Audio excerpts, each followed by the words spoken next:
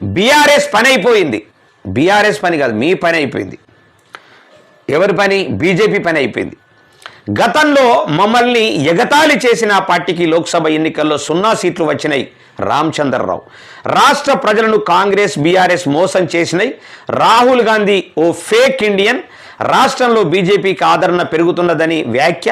బీజేపీలో చేరిన బీఆర్ఎస్ మాజీ ఎమ్మెల్యే గువ్వల బాలరాజు, ఎప్పుడైతే మీరు గువ్వల బాలరాజును చేర్చుకున్నారో రామచంద్రరావు గారు, ఖచ్చితంగా మీ బీజేపీ పైన అయిపోయినట్లే. ఎందుకంటే అసలు గువ్వల బాలరాజు సంగతి అందరికీ తెలుసు. అంటే వాస్తవానికి నిజంగా ఒక జీవో కానీ భారత ప్రభుత్వం ఎట్లాంటివి తీసుకురావాలి. ఎందుకంటే బీజేపీ ఉన్నంత కాలం తీసుకురాదు. ఖచ్చితంగా ఎట్లా ఉండాలంటే భారతదేశంలో ఒక జీవో రావాలి. ఏది రావాలంటే, ఒక్కసారి ఎమ్మెల్యేగా గెలిచి తర్వాత రెండోసారి వాళ్ళు చేయటానికి అనర్హులు అనేటటువంటిది వస్తే తప్ప, ఒక్కసారి ఒక ఎమ్మెల్యే అయిన తర్వాత మళ్ళీ రెండోసారి ఛాన్స్ లేదు అనేటటువంటిది మాత్రము రాగలిగితే ఖచ్చితంగా వీటన్నిట్లకు కూడా పరిష్కారం అవుతుంది. లేకపోతే ఒక్కోడే 30 ఏళ్ళు ఎమ్మెల్యేగా కొనసాగి ఇక మొత్తం రాష్ట్రాన్ని దోచుకొని గూండాయిజము, రౌడీజము, ఎవడన్నేమన్నా అంటే ఇష్టం ఉన్నట్టు తిట్టుడు, బూతులు తిట్టుడు, అవసరం వస్తే దాడి చేయించుడు, చంపిపిచ్చుడు, తర్వాత అవసరం అనుకుంటే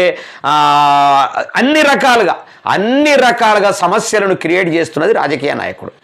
వాళ్లకు ప్రజలు సపోర్ట్ చేసి వాళ్ళను గెలిపించడమే ప్రధానమైనటువంటి పరిస్థితి. ఇలా బీజేపీ తెలంగాణ రాష్ట్రంలో అధికారంలోకి వస్తుందనేటటువంటి ఒక ఆశ ఉండే, కనీసం ఎంతో కొంత నిజాయితీ ఉన్నటువంటి పార్టీ ఏదైనా ఉన్నదంటే మరి బీజేపీ పార్టీ అనేటటువంటిది కొందరిలో భ్రమ ఉండే.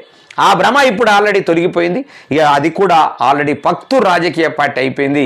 పక్తు రాజకీయ పార్టీ కాబట్టి ఎవరినైనా తీసుకుంటుంది, ఎంత దుర్మార్గునైనా తీసుకుంటుంది, ఎన్ని కోట్లు సంపాదించిన ప్రజలకు మోసం చేసినటువంటి వ్యక్తినైనా తీసుకుంటుంది అని తేట తెల్లమైపోయింది. అంటే బీజేపీలో కూడా ఎట్టి పరిస్థితులలో నీతి నిజాయితీ కూడా కోల్పోయింది. కాబట్టి బీజేపీ పని కూడా అయిపోయింది.